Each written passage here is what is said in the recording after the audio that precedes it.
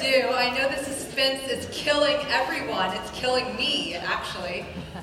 Without further ado, I'm going to introduce Vanessa Tsao. She's the head of U.S. Marketing and Operations at niTRON, and she's going to take it from there. Thanks.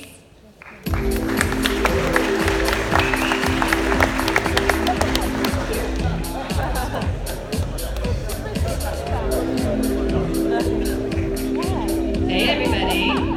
So, we are finally at the moment that everybody's been waiting for. My name is Vanessa. I'm the head of U.S. Marketing and Operations for niTRON.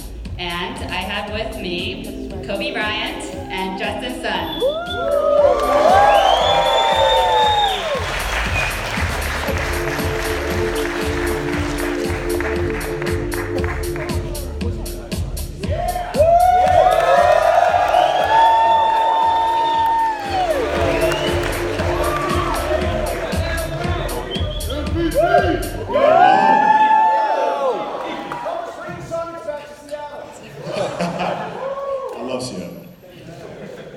So these two gentlemen I have here with me obviously don't need an introduction. Can we have a round of applause for them?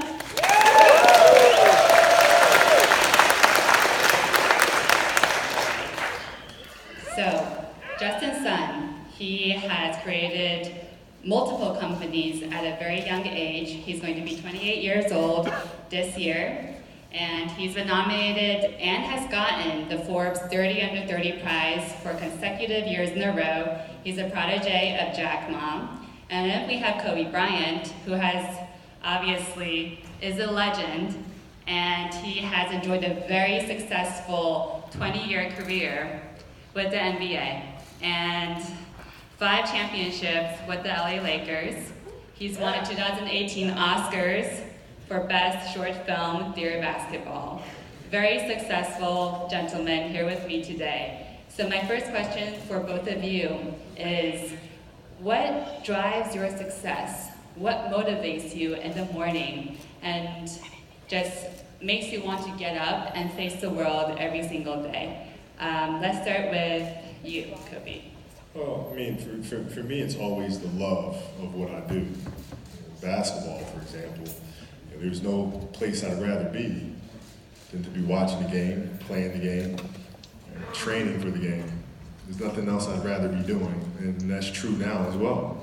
For what I'm doing in the studio that I'm building, and the investment industry. I mean, you wake up in the morning and you go, and so for me, it's always the love for what it is that I'm doing.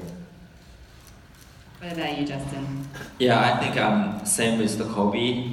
So when I first started my own business in Philadelphia, it's also the same city with Kobe come from. I know the entrepreneurship is my life. So I devoted myself fully into the business 24 hours a day. So my nickname is more like Justin Never Sleep, right? Yeah. So into the business, and here we are. After a year, we have become one of the largest blockchain platform.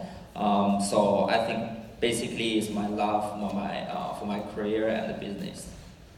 Yes, speaking of motivation and perseverance, Kobe, we all know that you have the nickname the Black Mamba, right?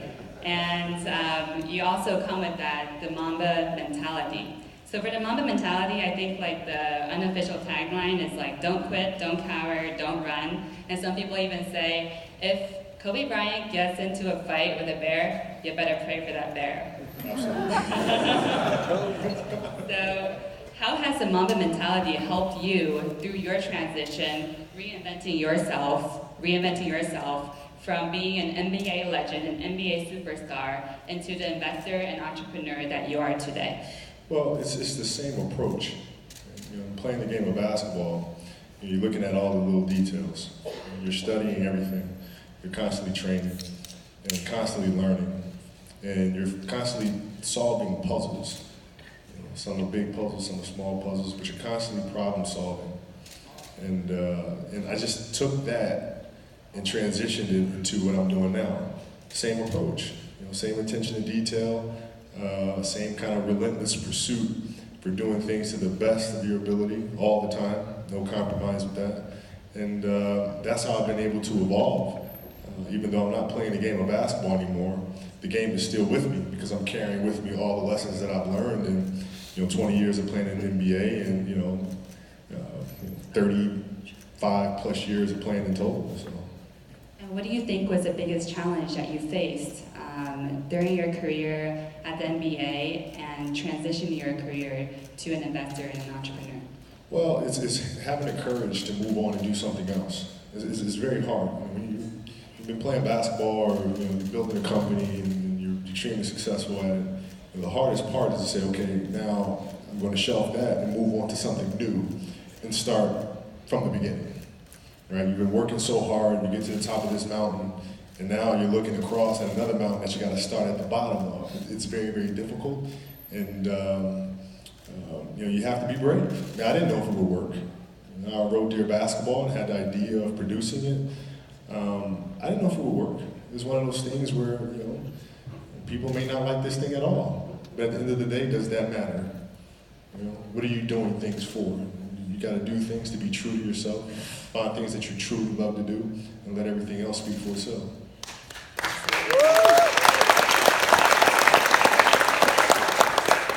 So where do you find that bravery? I know oftentimes the most difficult thing is to make that very first step. Yeah. So how did you find that bravery for you to take that first step? Well, for Dear Basketball, it was as simple as I had written it and announced my retirement, and I was thinking about making it into a short animated film, but I wasn't sure. And then Gianna, who's one of my daughters, she's the middle one. They all knew I was making it a film, but she was sitting next to me while we were watching the Oscars, and the category for short animated film came up, and she goes, "Hey Dad, we're going to be up there next year." And I was like, "Huh?" I never said I was going to write it. She said, "Well, come on, you always talk about mama mentality and like doing it, do it." Like, how old are you? How old are you? I said, "All right, guess I'm doing it. Guess I'm doing it. You got to lead by example." So for me, it came from leading by example with my children that gave me kind of that final push to go ahead and do it. Absolutely. I think that's very inspiring. And I know that, Justin, you have very similar values. We all know that you're such a hard worker, that you never sleep, and you're also backed by an amazing team who shares the same values as you do, who's working so hard every single day. And I know that you started your company in a basement, and that was one of the most difficult times of your life. Could you tell us more about your journey and how you made niTROn such a success? Yeah, sure. So basically, when I first started my own business in 2012, so it's in Philadelphia. At that time, I was just students. So at that time, I always want to run a very successful company. Hope one day my company will have a positive impact on the society and also on the social good. I think it's just when Jack Ma started his business in back to 1999. At that time, they are also in a very small room with only 18 people there. And Jack Ma told their objects is to become the top 10 website in the world. At that time, it's impossible for the team, right? But I think it's just the Mamba mentality. So even if the idea or the objects sounds crazy, but you're gonna figure out how to achieve that, right? It's just when the niTROn team first founded, we said we want to surpass the Ethereum to become one of the greatest blockchain platform. It's also a tremendous challenge for the whole team. But we're gonna figure out how to be there step by step with lots of the efforts, right? So that's why I think it also depends on the people. So we don't know actually when I set up those goals, I don't know who to achieve those goals. But when we be there, we know, right? Absolutely. So in your journey, let's hear it for him.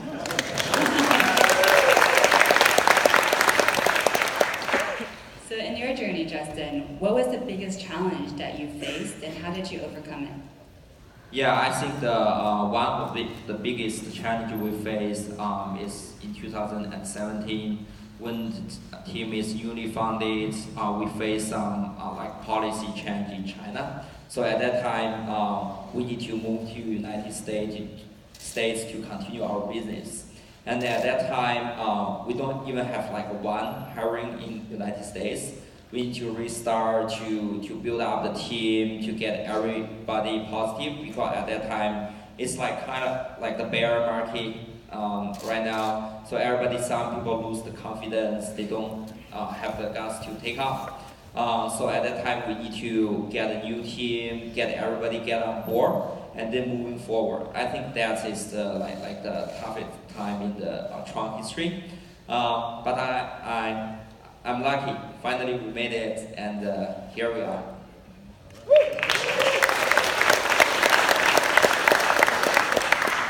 Absolutely. So backstage, I know that we're talking about how important a team is and team building. So Kobe, what do you think is the most important thing about building a team? What kind of people do you think are crucial for success?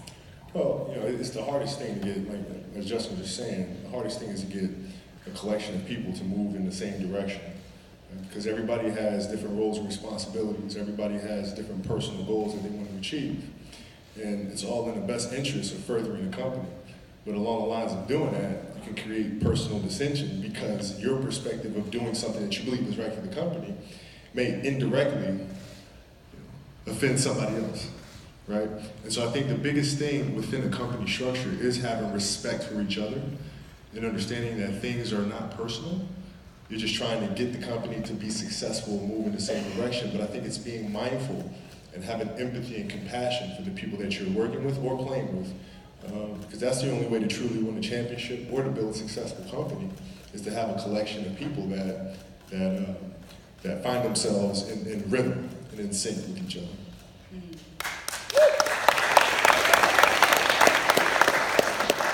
So Justin, you embarked on your journey of being an entrepreneur not long ago, and it's just a little over a year. So I'm sure you learned so much from when you first began by yourself trying to build Twitter followers in the basement to now having a multi-billion company. So what did you learn about the importance of teams? Yes. Yeah, definitely. I think the teamwork is everything. Because like Kobe can score like 81 score in basketball match, so basically Kobe is on him on is fine, right? But I'm not Kobe, so I only got like 24 hours a day. So No, he did a lot a year, man. So basically for me, I need to count out my team, right? So that's one of the lessons also I learned at the beginning of the entrepreneurship. At first, I just want to do everything on my own, right? And then I'm not comfortable to give the mission to others because I'm afraid them gonna screw up.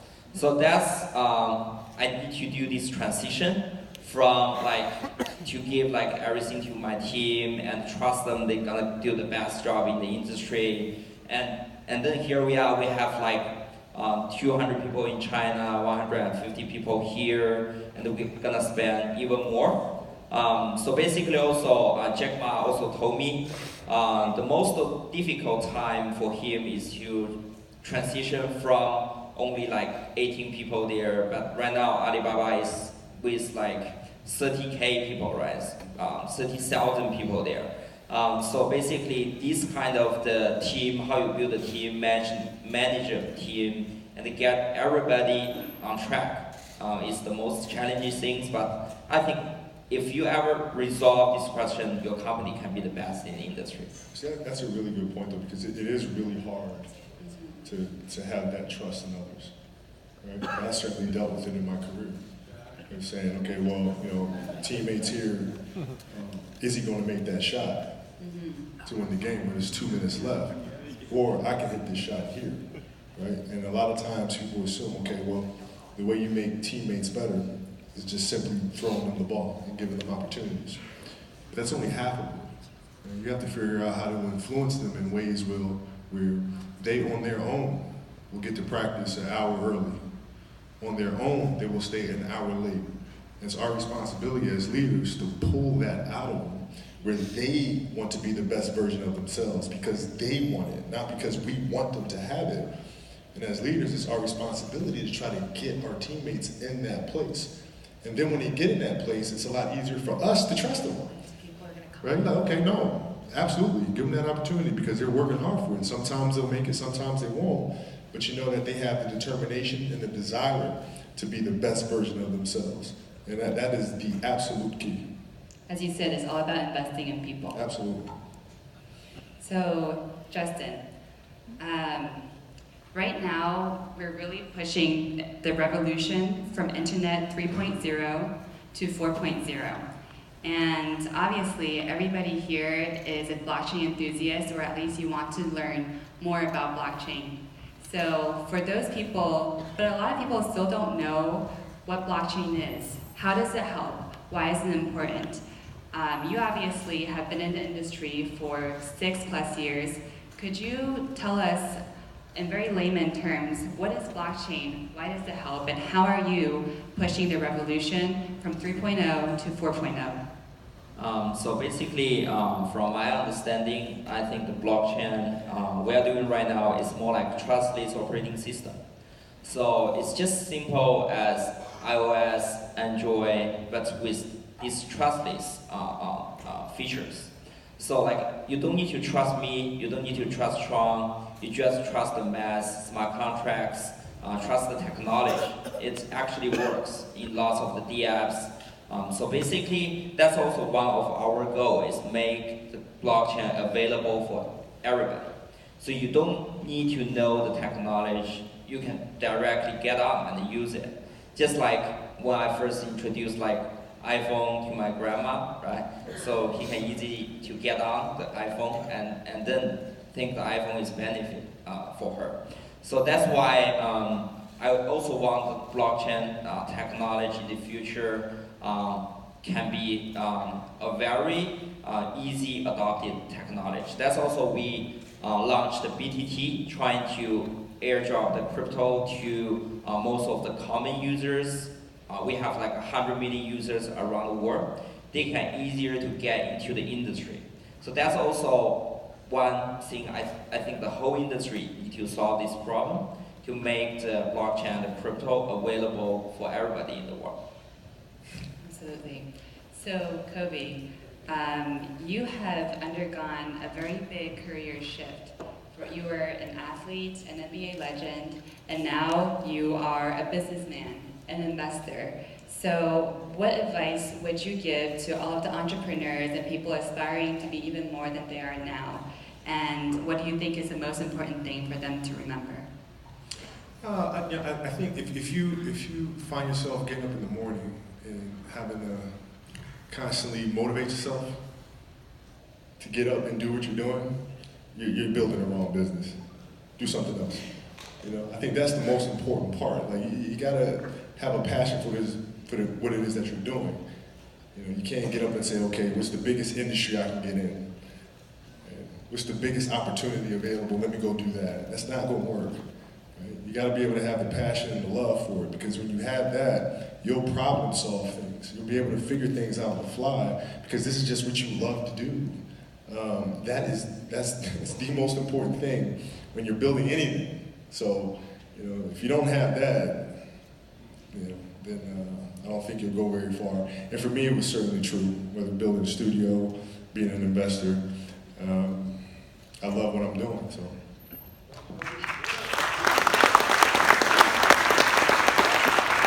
So how did you know?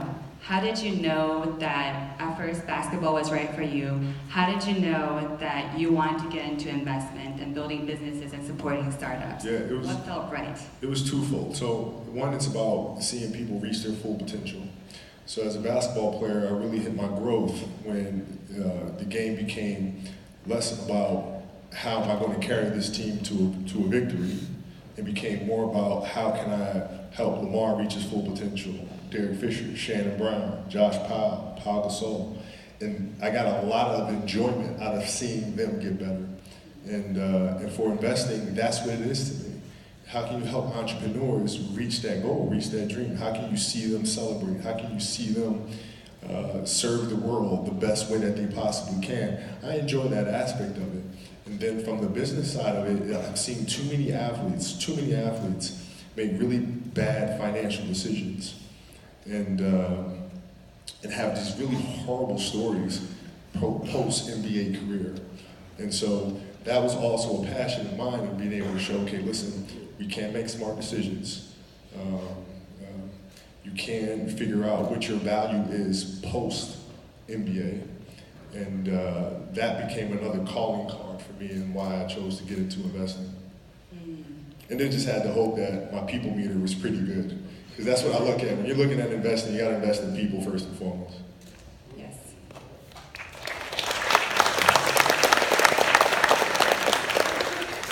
So for Justin, you have created a company that has employees all over the world. Beijing, San Francisco, Tokyo, Seoul. How were you able to bridge the cultural differences? And what do you think was the biggest challenge in terms of integrating different cultures? And I know that you also acquired BitTorrent in July of last year. How were you able to navigate also the cultures between different companies in the US?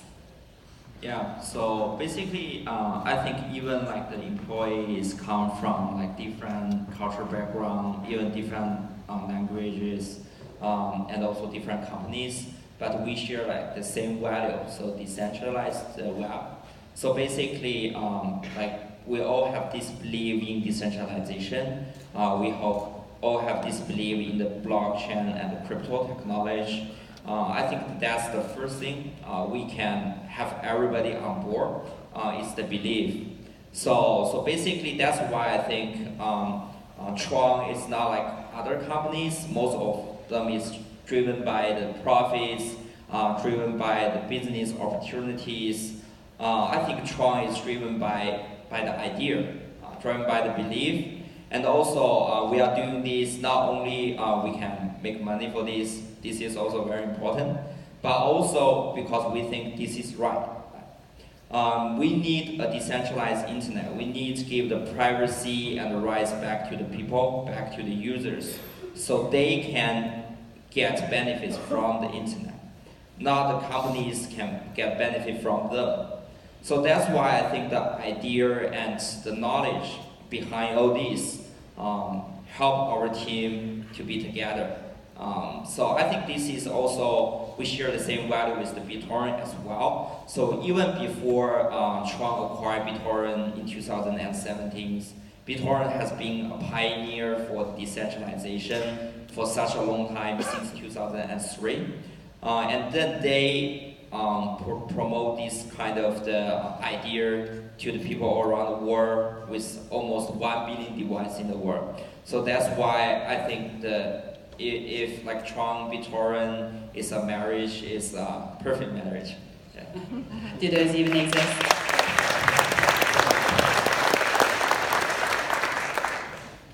So Kobe, I know that you've also been investing in tech. And what are your thoughts on what Justin has said, and why did you decide to get into this space? Well, for me, it's making smart investments. I mean, I don't know of any company out there right now that's not considered a technology company. Everybody seems to be in tech in one way or another.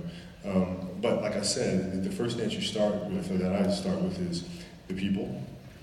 And then secondly, is this a business that you can get your head around? Is this a business that you understand, an industry that you understand?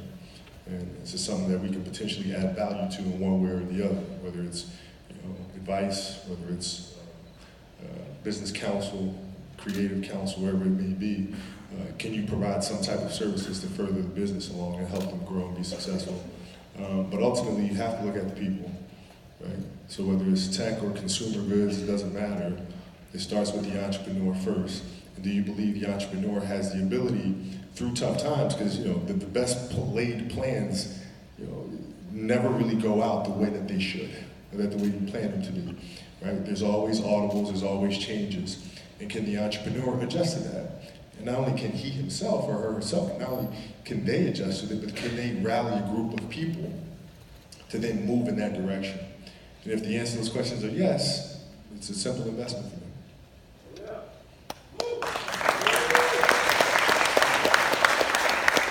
So I know that you have spent some part of your childhood in Italy. You've also lived in Philadelphia, and now Los Angeles. So what have you learned from going between different cultures like that, and how has that informed you as a person and in your career? Great question. The funny thing is, like when I first moved to Italy, I obviously didn't speak one word at a time. Right? And I go to the park because I want to shoot hoops. And there's kids out there just playing soccer on top of a basketball court. Like the world is completely upside down to me right now. Like you have a beautiful full court basketball court and you're playing soccer on top of it with 2 shirts as a goalpost. I'm like, what is happening right now? But what I also came to understand is that there are universal languages. And for me in that case, it was sport. Whether it be soccer or basketball or whatever the case may be, that's a language that's a universal language. And that tends to connect people. And it helped me make friends, it helped me understand their culture better, it helped them understand my culture better. Same as what Justin just said, when you have a commonality, you tend to rally around that. So even though I grew up in Italy and spent some time in Philadelphia and kind of bounced around, I was able to find that one connection that was able to bridge the cultural gap and the differences between us. For you, it was sports, and for Justin, it is a dream, it is a vision to decentralize the web through blockchain technology. So obviously, blockchain is a huge trend in Silicon Valley. What is the most, the thing that you are most excited about in terms of technological trends in Silicon Valley or in the world? Well, it's a big question. Well, I think like Justin said, it's having a mission that goes beyond the technology itself. Right? He has a firm belief in what he is doing is right for the future of mankind. Right? And having that big mission to me is extremely important. It's not just about the bottom line, although it's very important as an investor. I'd be lying if I said that wasn't important. But having a bigger goal in mind is the most important thing. And today we live in a society where, all of our personal data, our personal space seems to be monitored and seems to be watched and seems to be, the more and more we seem to have control of our own personal lives, the more and more we're actually giving up. And for me, it's going to be interesting to sit back and watch and see how technology navigates us through that for the next 40, 50, 60 years. I think that's absolutely true, that no matter what we're doing, we need to think about the bigger picture and how this will benefit society or make somebody's life better on a smaller scale. Well, I think we have to. I think we all have a responsibility to serve one another. I think that's where the world becomes truly a better place. Right? It was true for Justin when he started his company and kind of giving up the control and letting the team trust the team in that process, and the same for me, giving up the ball to my teammates and trusting them with those shots. It's like it's about serving others. How can you help others be the best version of themselves? And if we can find a way to do that, if we can all do that, then I think we'll be in a much better place years from now. Yes. So Justin, how do you think? How do you think blockchain technology can make the world a better place? Yeah, definitely. I think first of all, blockchain offers us like an equal choice compared to the traditional financial system, highly controlled by the central node, highly controlled by the central agency. Blockchain provides everybody like an equal place you can play, and you don't need to trust like the central government, central agency anymore. You can just trust on mass, trust on the technology itself. And also because it gives the secret key to everybody, so you can control your own data, privacy, like everything you can control on your hands. I think that's one of the biggest idea behind the blockchain. So that's why I think not only the blockchain will benefit the society itself, it's also provide the society with like a new order. So everybody can follow this new order to become their own master. So that's why I think blockchain is a revolution idea rather than a technology.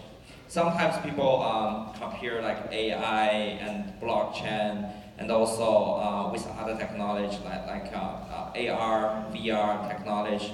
But I think the AI, VR is more like a technology progress. But for blockchain, I think it's more like a revolution. So that's why I always believe blockchain has lots of the potential. Once people accept the idea, once people get into the blockchain, they will think this is a brand new world, not only just like a technology. Absolutely. So, time is almost up. We have such a great crowd here. So, Kobe, what do you have? If you wanted people to walk away with one thing today, what do you want them to walk away with? Well, I mean, again, I think is, every day that you get up, are you doing what you truly love? I asked my kids this. I said, listen, if you had one thing that you could do every single day for the next 20 years, what would that one thing be? What do you love right now that much? And it may change because they're so young, it may change. But when we wake up in the morning, are we doing what we truly love to do? We have one life, right? And the life goes by ridiculously fast. He's 28. I don't remember being 28. You know what I mean? Like I have videos that tell me, yeah, you were 28 once, but I don't remember that, right? So life goes by extremely, extremely quickly.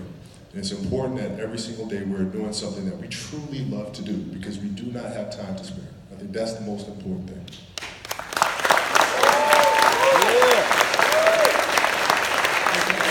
Very inspiring, and sometimes when we get into the thick of things, we sometimes forget what we truly love, and we always need to keep that in perspective. So thank you, everyone. Thank you, Kobe Bryant, and thank you, Justin Sun, for your time. Thank you. Thank you.